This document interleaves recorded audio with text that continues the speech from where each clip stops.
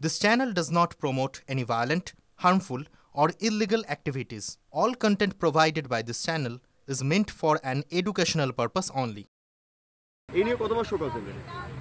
আগে দুবার আর এটা শোকজ তো হবে না, এটা ওয়ার্নিং, ফাইনাল ওয়ার্নিং। ওনাকে জিজ্ঞেস করুন না যিনি চিঠিটা ইস্যু করেছে, ফাইনাল না ডিসিশন, সেমিফাইনাল না ডিসিশন হয়ে বসে আছে, সেটা ওনাকে জিজ্ঞেস করুন। 2024-এর লোকসভা ভোটের সময়েও সর্বোচ্চ নেতৃত্বকে জানানোর পর সেই ব্লক সভাপতিরা আমাকে পদে পদে অসম্মান করে এবং সেখানকার তাদের নেতৃত্বে যারা পঞ্চায়েত প্রধান, প্রতিদিন তারা একটা কেউ ওয়ারিশ সার্টিফিকেট নিতে গেলে 50,000 টাকা দাবি করে। এই অন্যায় কাজের বিরোধিতা আমি করেছি, করব, আর তার জন্য আমাকে যা সিদ্ধান্ত নেবে আমি মেনে নেব। আরে কোথায় জানাবো, কতবার জানাবো?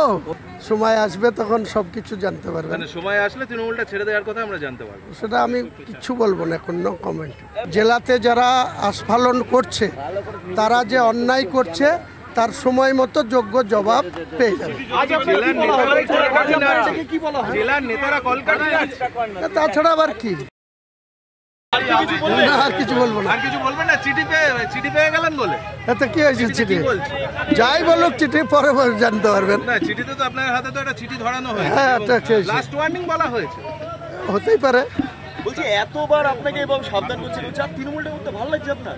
এসব কথা বলার দরকার নেই, সময় আসবে তখন সবকিছু জানতে পারবেন। সময় আসলে তৃণমূলটা ছেড়ে দেওয়ার কথা আমরা জানতে পারবো, সেটা আমি কিছু বলবো না এখন, নো কমেন্ট।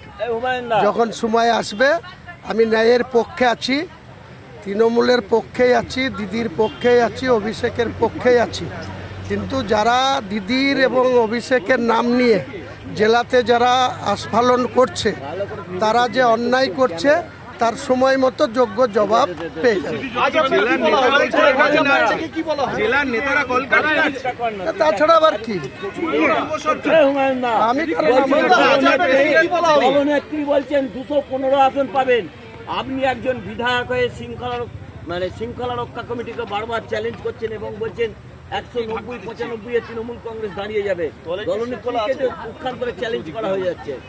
আমি কি বলছি, দলনেত্রী কি বলছেন, সেনাপতি কি বলছেন, 2026-এর নির্বাচনের রেজাল্টের দিনে বিকেল 4টের সময় এই জবাব দেব।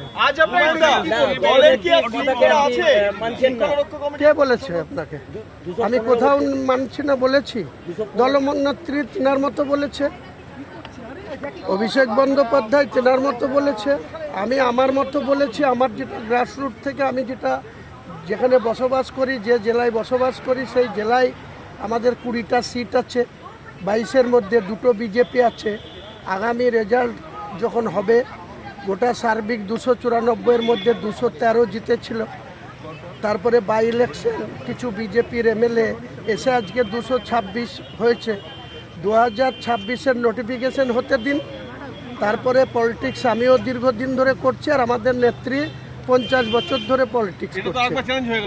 আমি কোথায় চ্যালেঞ্জ হলো? আপনারাই বলছেন, তিনি ওনাকে গিয়ে বলুন। আমি তো 26-এর রেজাল্টের টাইমে বিকেলবেলায় কথা বলুন, বললাম তো আপনাকে। আমি আপনার এই স্পেসিফিক প্রশ্নের কোনো উত্তর দেব না। আমি কেন বলেছি সেটা, যে 195 থেকে 98 হবে, এই প্রশ্নটা ঠিক, এই বক্তব্যটা ঠিক না? আমাদের নেত্রী যেটা 200, কেউ বলছে 250, আমি শুনেছি একজন বলেছেন, মন্ত্রী তিনি রাজ্যের, তিনি বলেছেন 250। 2026-এর ইলেকশন কমিশনের নোটিফিকেশন এবং কাউন্টিংয়ের শেষে 4টের সময় এই প্রশ্নের উত্তর আপনাদেরকে দেব। একটা বিষয়, দলের